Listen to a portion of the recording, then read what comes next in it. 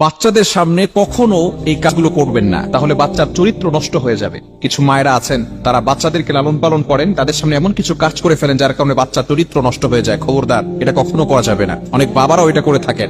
এক নাম্বার হচ্ছে most important, বাচ্চার সামনে কখনো কাপড় পরিবর্তন করবেন না। বিশেষ করে কিছু মায়ের এমন রয়েছে, মনে করে বাচ্চা তো ছোট, বাচ্চা কি বুঝবে।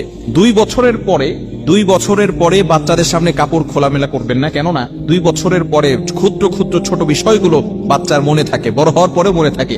এজন্যই আমাদেরকে সবসময় সতর্ক থাকতে হবে যাতে করে বাচ্চার সামনে এই ধরনের কোনো কাজ আমরা না করি। বাচ্চার সামনে অনেক সময় ঝগড়া করে পিতামাতারা, এরকম মা বাবা আছে না নাই? খবরদার, এগুলোর মাধ্যমে বাচ্চারা শিখবে। খবরদার, বাচ্চার সামনে কখনো আপনার ওয়াইফকে শাসাবেন না। আপনি মনে করছেন এটা আপনার স্ত্রী, সে কিন্তু একজনের মা, আপনার সন্তানের মা। এজন্য অবশ্যই তাকে সম্মান করতে হবে, রেসপেক্ট করতে হবে। অনেক পুরুষ এটা বুঝেই না।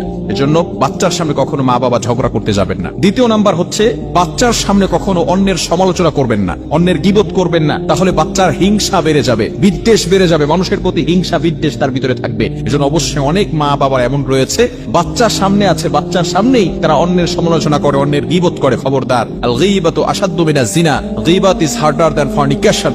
গীবত হচ্ছে এমন একটা গুনাহ যেটা জেনার থেকেও মারাত্মক গুনাহ।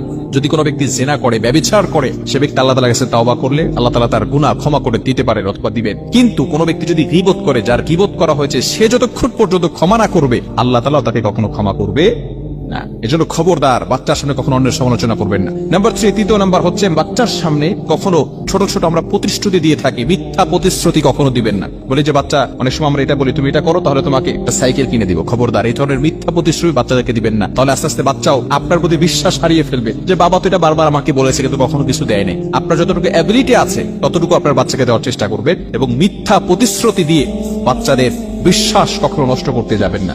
বিষয়গুলো খুবই গুরুত্বপূর্ণ বিষয়। আমরা বাচ্চাদেরকে লালন পালন করি, কিছু বাচ্চাদের লালন পালন করার জন্য কিছু আদব রয়েছে। মনে রাখবেন, শুধু সন্তানের পিতামাতার প্রতি দায়িত্ব বিষয়টা এমন নয়, বাবা মারও কিছু দায়িত্ব রয়েছে সন্তানদের প্রতি, যাতে করে এই সন্তান আস্তে আস্তে বড় হওয়ার পরেই সে ইসলামের পথে চলে আসে, সঠিক পথ সে চলতে পারে এবং সে আদর্শ শিক্ষা পায়। এগুলো কিন্তু অবশ্যই বাবা মার দায়িত্ব রয়েছে। অনেক সন্তানকে বাবা মা ছোটবেলায় যেভাবে ইচ্ছে সেভাবে লালন পালন করেছে, বড় হওয়ার পর এখন ফোন দিয়ে বলে, হুজুর আমার মেয়ে আমার কথা শুনে না, আমার ছেলে আমার কথা শুনে না, সে বিভিন্ন ভাবে বখাটা ছেলেদের সাথে চলাফেরা করে, আমাদের কোনো কথাই সে শুনতে চায় না। মেয়েদের ব্যাপারে বলে যে সে পর্দা করতে চায় না, টি শার্ট পরে ঘর থেকে বের হতে চায়, পর্দা করতে চায় না। মনে রাখবেন, ছোট্টবেলা থেকেই কিন্তু আপনাকে আদর্শ শিক্ষা দিতে হবে। ছোটবেলা থেকে আপনি আদব শিক্ষা দিবেন না, বড় হয়ে যাওয়ার পরে এরপরে কিন্তু আপনি মারধর করেও কিন্তু তখন আর ঠিক করতে পারবেন না। এজন্য অবশ্যই ছোট্টবেলা থেকেই আল্লাহ তাআলার কাছে দোয়া করা, রব্বি হাবলি মিনাস সলিহিন। যখন বাচ্চা গর্ভে আসবে তখনই দোয়া করা। ইব্রাহিম আলাইহিস সালাতু ওয়াস সালামের যখন সন্তান হয় নাই, ইব্রাহিম আলাইহিস সালাম আল্লাহ তাআলার কাছে দোয়া করেছিলেন, রব্বি হাবলি মিনাস সলিহিন, ও আল্লাহ আমাকে একটা নেককার সন্তান